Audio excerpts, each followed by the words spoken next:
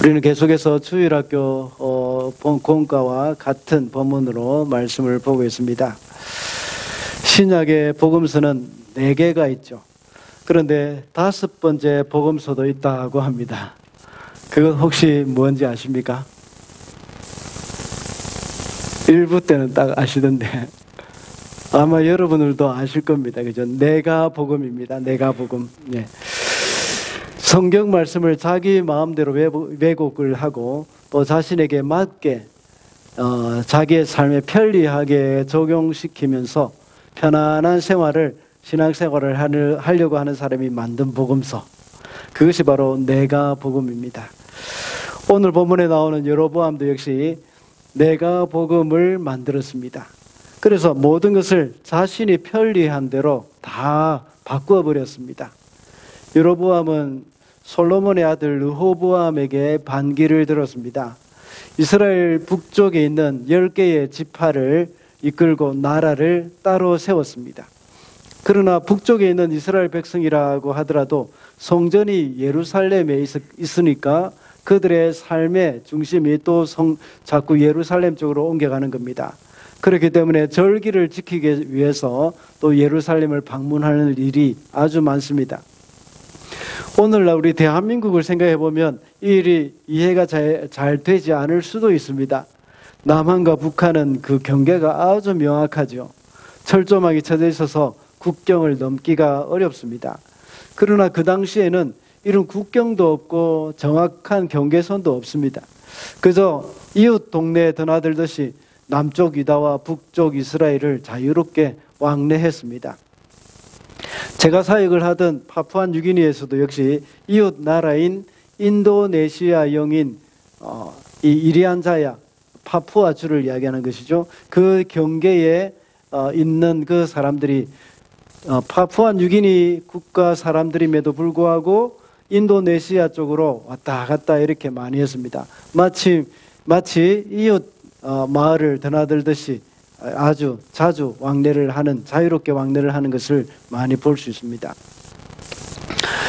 그런데 오늘날 이 시대에는 오늘날은 이렇게 자유롭게 하고 있는데 과거 시대는 얼마나 더 자유롭게 더 많이 왕래를 했겠습니까? 더군다나 또 북쪽 이스라엘은 같은 나라로 있다가 최근에 이제 갈라져 올라간 것이죠. 그렇기 때문에 마음대로 이렇게 왕래를 할 수 있는 것입니다. 그러다 보니까 북이스라엘을 다스리고 있는 여로보암의 아주 걱정이 생긴 것이죠.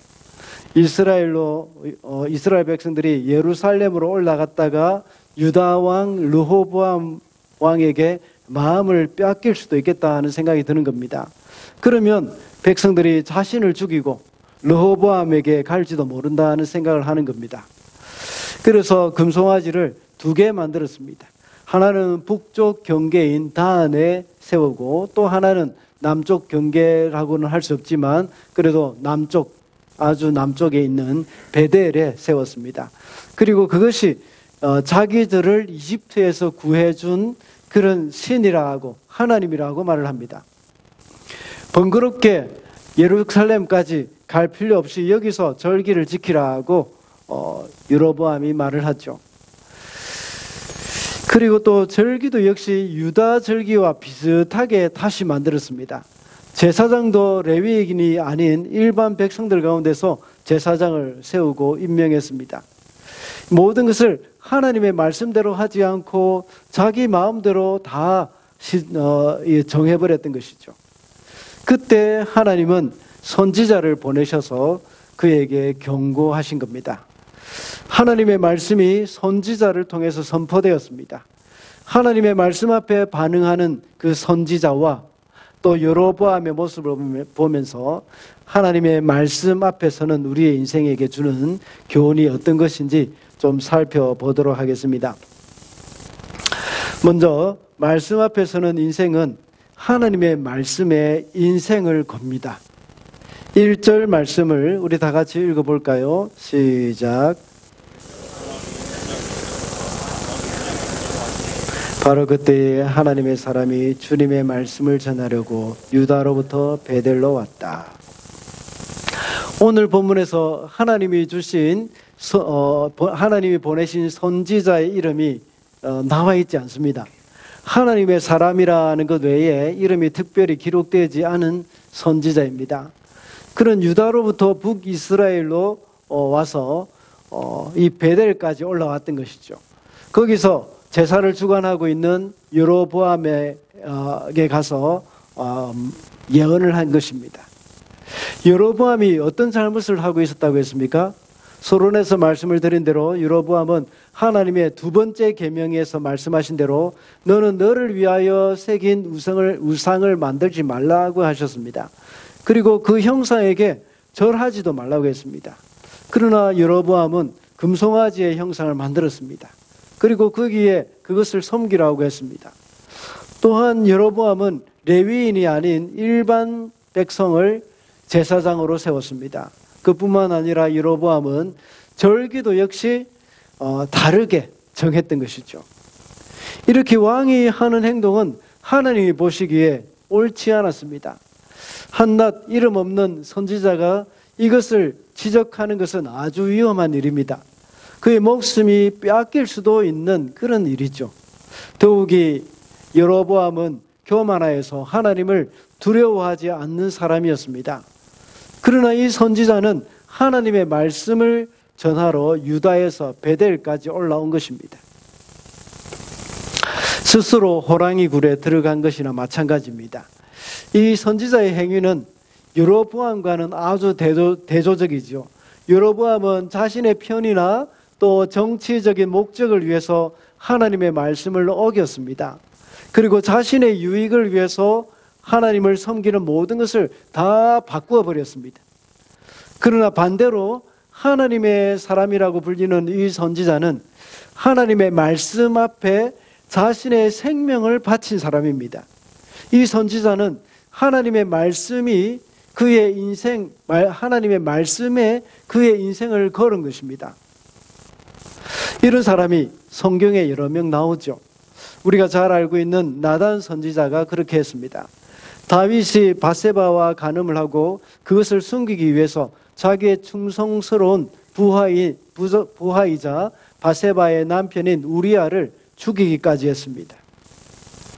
그 누구도 그 사실을 알지 못했지만 하나님은 알고 계셨습니다.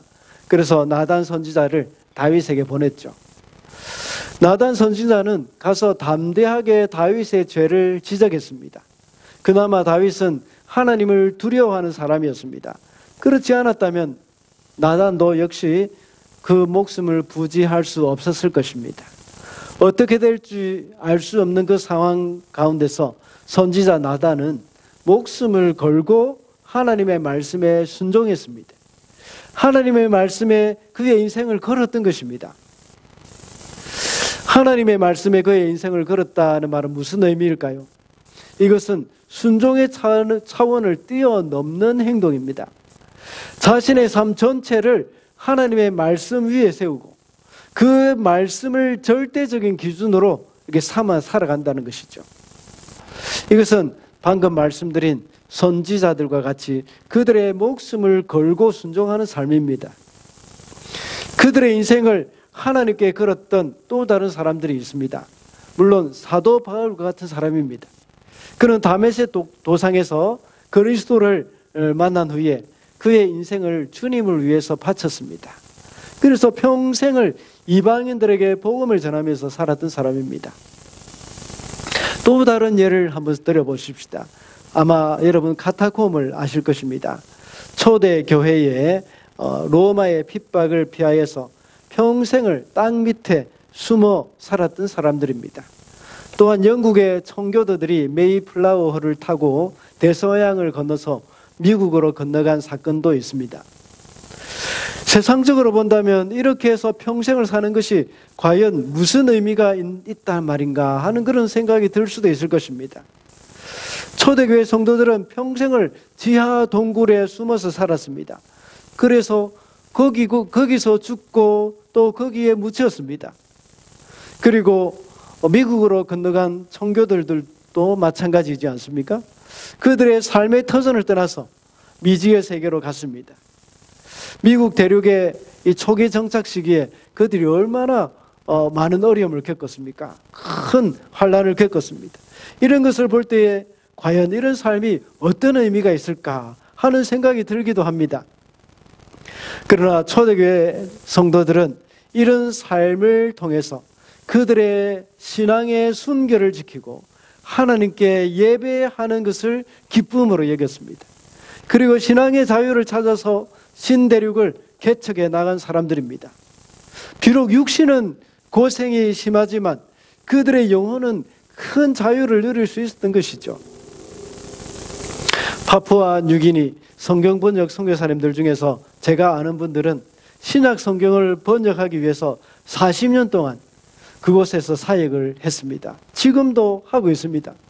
정글 가운데 정글 부족들과 함께 살면서 평생을 신약 성경 번역하는 데에 다 바치는 겁니다. 또 우리와 친하게 지낸 선교사님 중에 한 가정은 그 부족 사람이 500명밖에 안 되는데도 거기에 평생을 바치고 있습니다. 이런 사람들은 모두가 하나님의 말씀에 그들의 인생을 걸었던 사람들입니다. 이런 사람들을 통하여서 하나님의 나라는 더욱더 아름답게 확장되어 가는 것이죠. 그리고 이런 사람들을 통해서 하나님은 영광을 받으시고 하나님의 뜻이 이루어져 가게 되는 것입니다. 모든 성도들은 하나님의 사람입니다. 하나님의 사람은 하나님의 말씀에 인생을 거는 사람들이죠. 이 세상에 살아가면서 눈에 보이는 이익 때문에 하나님의 말씀을 거역해서는 안 됩니다. 하나님의 말씀은 어떤 불이익이 있다고 해서 그 어떤 불이익, 그것 때문에 그 말씀을 어기거나 변경시켜서는 안 되는 일들입니다. 하나님의 말씀에 우리의 삶을 드려야 하는 겁니다. 여러분은 하나님의 말씀에 어떤 모양으로 인생을 걸고 있습니까? 오늘날은 카타콤도 필요 없고 신앙의 자유를 찾아서 메이플라워를 탈 필요도 없습니다. 그만큼 우리에게는 신앙에 대한 도전도 없어져 가고 있다는 말입니다. 과거처럼 그렇게 절대적인 빈곤도 역시 없습니다. 그러다 보니까 점점 더 우리는 영적인 안일함에 젖어 있습니다. 몇 주 전에 말씀을 드린 적이 있습니다. 우리 주산교회가 내년이면 30주년입니다. 이 정도 되면 이제 목회자가 좀 나와야 할 때입니다. 그리고 이 교회 출신 선교사도 좀 많이 나와야 할 때가 되었습니다. 오늘날 여로보암과 같이 이 세상에서 성공하고 싶은 사람들이 많습니다. 네, 세상적인 관점에서 성공을 이야기하는 것이죠. 그래서 자기 이름을 내기를 좋아하는 사람들이 정말 많습니다. 그래서 자신의 기득권을 유지하기 위해서 하나님의 말씀은 너무나도 쉽게 버리게 되는 그런 일들이 계속해서 그리스도인들 가운데서 일어나고 있습니다. 오늘 말씀에서 여로보암은 자신의 기득권을 유지하기 위해서 비슷한 날짜에 절기를 바꾸어 버리기도 했습니다. 열왕기상 13장 32절에 나오는 절기는 그 절기는 이 장막절을 가리키는 겁니다. 13장이 아니고 12장이네요. 12장 32절에 나오는 그 절기를 바꿨다고 나와 있지 않습니까? 거기는 장막절은 아직 추수가 끝나지 않은 시점에서 지내는 절기입니다. 그렇기 때문에 많은 사람들이 이 절기를 지내기 위해서 예루살렘까지 간다는 것은 굉장히 번거로운 일이고 또 쉽지 않은 그런 부담이 있습니다. 그래서 여로보암은 이 절기를 7월 15일 날 본래 지내는 절기인데 한 달 뒤인 8월 15일 날로 지키도록 했습니다. 그렇게 함으로써 종교적인 명분도 유지하고 또 백성의 편의도 고려했습니다. 결국은 그것을 통해서 자기의 지지율을 이제 높이는 그런 효과로 보게 되어진 것이죠. 그리고 왕권을 또 견고하게 만들기 위한 것입니다. 이와 같이 하나님이 말씀하신 것은 교묘하게 변형시켜서 자신에게 적용시키는 그런 사람들이 정말 많아졌습니다. 그러나 오늘 본문에 나오는 사람과 같이 이 하나님의 사람이라고 하는 이 선지자 이 선지자처럼 되고자 하는 사람들은 별로 없습니다. 하나님의 말씀에 단순하게 순종해서 그 말씀에 자신의 인생을 거는 사람이 없다는 것입니다. 꼭 목사가 되고 선교사가 되어야 하나님께 헌신하는 것은 아닙니다. 그러나 우리가 정말 목사나 선교사로서 하나님의 일을 하는 사람이 되고자 한다는 것은 좀 다른 차원의 헌신이라고 볼 수가 있습니다. 요즘 신학교마다 지원자가 미달이라고 하지 않습니까? 지난번에 우리 전의정 선교사님이 선교 보고를 할 때 우리 들은 바와 같이 일본에는 목회자가 없어서 앞으로 5년 내에 500개의 교회가 문을 닫는다는 것을 들었지 않습니까? 이런 일이 일본의 이야기가 아니라 일본의 이야기뿐만 아니라 바로 우리의 이야기가 될 수도 있습니다. 한국도 마찬가지입니다. 뉴질랜드도 동일하지 않습니까? 이제 우리 자녀들 중에서 그리고 여러분들 가운데서도 이런 헌신자들이 많이 나오길 바랍니다. 이것이 바로 하나님의 말씀 앞에 인생을 거는 것이라고 할 수가 있습니다. 둘째로 말씀 앞에 서는 인생은 하나님의 말씀 앞에 겸손합니다. 6절 말씀입니다. 다 같이 읽겠습니다. 시작. 그러자 왕은 하나님의 사람에게 제발 그대의 주 하나님께 은총을 빌어서 내 손이 회복되도록 기도하여 주시오 하고 청하였다. 하나님의 사람이 주님께 은총을 비니 왕의 손이 회복되어서 예전과 같이 되었다. 여로보암이 하나님의 말씀에 거역하여서 송아지로 우상을 만들어서 그것이 하나님이라고 하면서 숭배했습니다.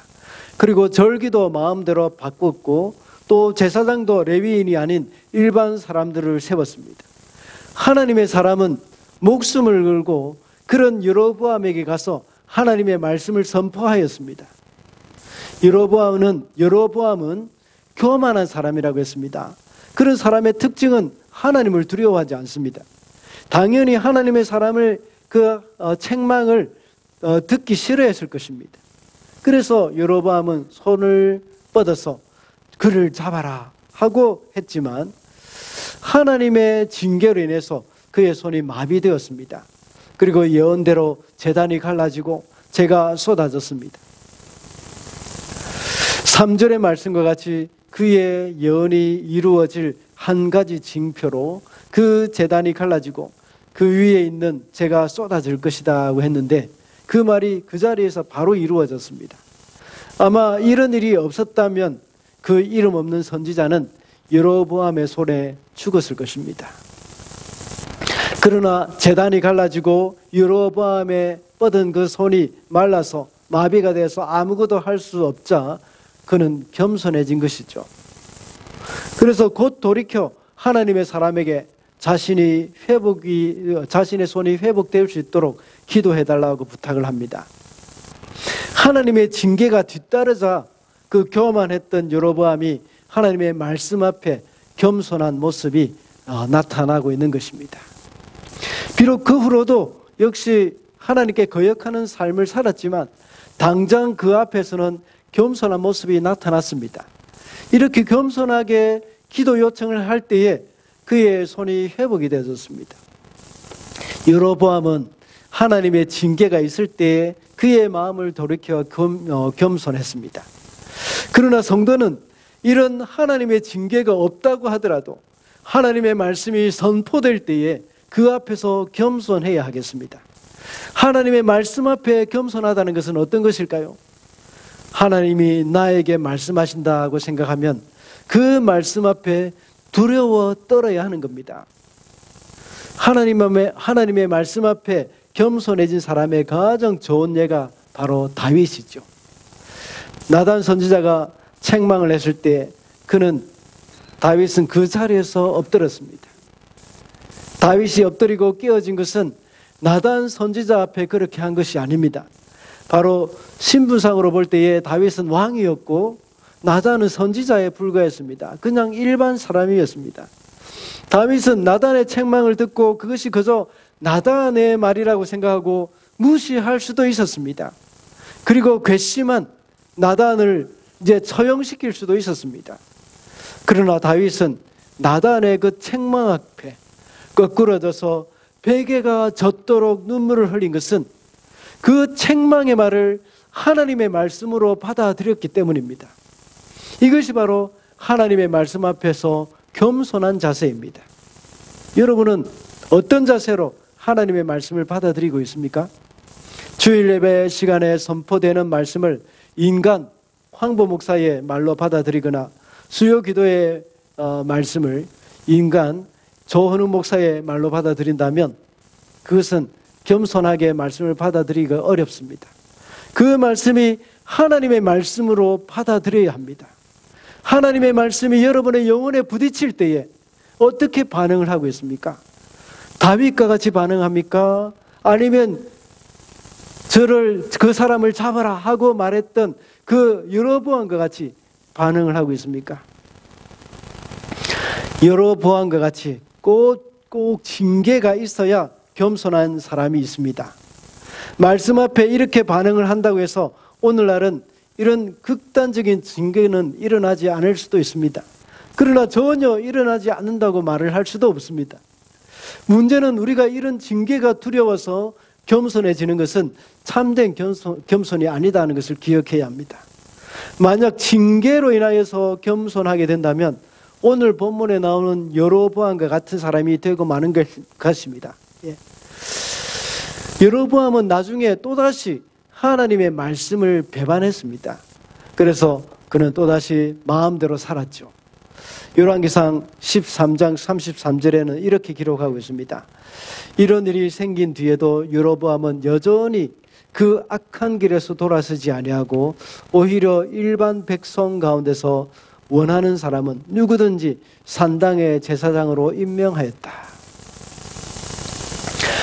우리는 징계가 두려워서 말씀 앞에 겸손한 것이 아니라 하나님에 대한 사랑으로 말씀 앞에 겸손하게 반응을 해야 합니다. 그래서 다윗을 기억해야 합니다.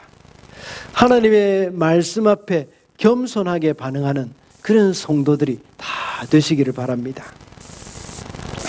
마지막으로 말씀 앞에 서는 인생은 하나님의 말씀에 순종을 합니다.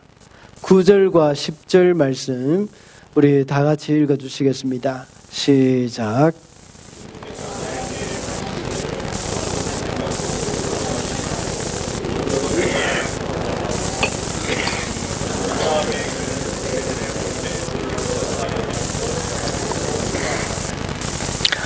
하나님의 사람은 유다 땅에서 왔다가 하나님의 말씀을 선포하고 다시 돌아가야 했습니다.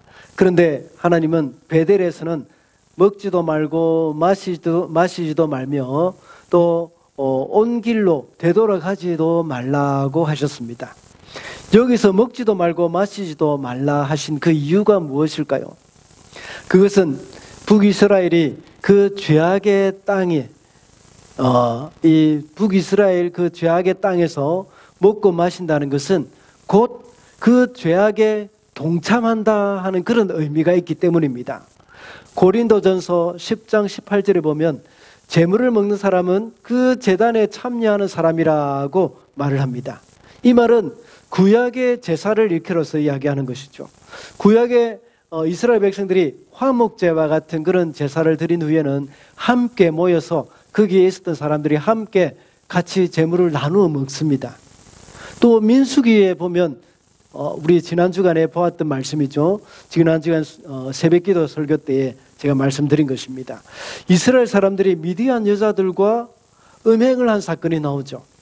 여기서 그들은 바알에게 제사를 지내고 또 그들과 함께 먹었다고 나옵니다. 그리고 그들과 함께 바알에게 절을 하였습니다. 이것은 바알의 제사에 참여한 것입니다. 그래서 그들과 함께 먹고 그들의 제사의식 그대로 신전에서 음행을 행하였던 것이죠. 여로보암과 함께 먹거나 또 북이스라엘에서 먹고 마신다는 것은 그들의 악한 일에 동참한다는 것입니다. 그래서 그 선지자는 여로보암의 제안을 거절하였던 것입니다. 그리고 다른 길로 돌아갔습니다. 다른 길로 돌아간 이유가 뭡니까? 새로운 길로 가야 한다는 것이죠. 죄악의 길에서 죄악의 자리에서 벗어나서 새로운 삶을 선택한다는 그런 의미가 있습니다. 그래서 거기서 먹지도 말고 마시지도 말고 가던 길로 다시 가지 말고 새로운 길로 가라는 말씀입니다.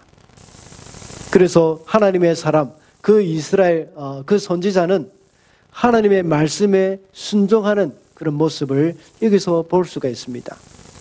물론 그가 나중에는 베델의 한 늙은 선지자에게서 속아서 죽고 말았죠. 온전한 순종이 아니었던 것입니다. 이것을 통해서도 우리는 분명한 하나님의 메시지를 우리는 들을 수가 있습니다. 하나님의 사람들은 말씀 앞에 온전한 순종을 해야 한다는 사실입니다. 성도들은 모두가 다 하나님의 사람이라고 했습니다. 하나님의 사람인 성도는 하나님의 말씀에 순종하는 삶을 살아야 합니다. 온전한 순종의 모범은 바로 예수님입니다. 예수님은 하나님의 말씀 앞에서 온전한 순종을 보여주신 분이십니다. 예수님은 죽기까지 순종하셨다 하고 빌립보서에서 말씀하고 있습니다. 죽기까지 순종하신 것은 곧 십자가의 죽으심입니다. 그뿐만 아니라 예수님께서는 공생의 가운데 늘 하나님의 뜻에 순종하는 거기에 관심을 가지고 계셨습니다. 그래서 제자들에게 예수님의 양식은 하나님의 뜻을 행하고 그 뜻을 이루는 것이라고 요한복음 4장 34절에서 말씀하고 있습니다. 양식이라는 것은 우리의 삶의 원동력이 됩니다. 예수님의 삶의 원동력은 하나님의 뜻을 행하고 그 뜻을 이루는 것입니다. 다시 말하자면 하나님의 말씀에 순종하는 것입니다. 이것은 삶의 목적과도 같은 것입니다. 먹기 위해 사느냐, 살기 위해 먹느냐, 이런 질문을 많이 들어보셨을 것입니다. 어떻게 보면 이것이 말장난 같아 보이지만 이것은 굉장히 중요한 질문입니다. 우리의 목적을 이야기하고 있는 것이죠. 여러분은 어떻습니까? 먹고 살기 위해 먹기 위해 살고 있습니까? 살기 위해 먹고 있습니까? 먹기 위해 사는 것은 먹는 것이 목적입니다. 그러나 살기 위해 먹는 것은 사는 것이 목적입니다. 우리 성도들의 목적은 무엇입니까? 다들 살기 위해 먹는 것이 되어야 합니다. 하나님의 뜻을 행하기 위해서 먹어야 하고 하나님의 말씀에 순종하기 위해서 쉬고 잠자고 경제활동을 하는 것입니다. 여러분이 아침에 일터로 가는 목적이 무엇입니까? 돈을 벌기 위해 일터로 가는 사람들은 모두가 먹기 위해 사는 사람들입니다. 그러나 하나님의 뜻을 이루고 하나님께 순종하기 위해서 일터로 가는 사람들은 살기 위해 먹는 사람들입니다. 사람들은 돈이 되는 일이라면 무엇이든지 합니다. 그런 사람들에게는 돈이 원동력입니다. 그래서 먹기 위해 사는 사람들이 되어버리는 것이죠. 돈을 많이 벌 수 있다고 하면 신앙도 내팽개쳐버리는 경우가 많습니다. 이런 사람의 양식은 돈입니다. 비록 힘든 일이라고 하더라도 잘 견뎌내기도 합니다. 왜냐하면 돈이 있기 때문입니다. 그래서 나온 말이 금융치료라는 말이 있지 않습니까? 비록 힘들더라도 나중에 은행에 입금되는 그 돈을 보면 위로를 얻기도 하는 것이죠.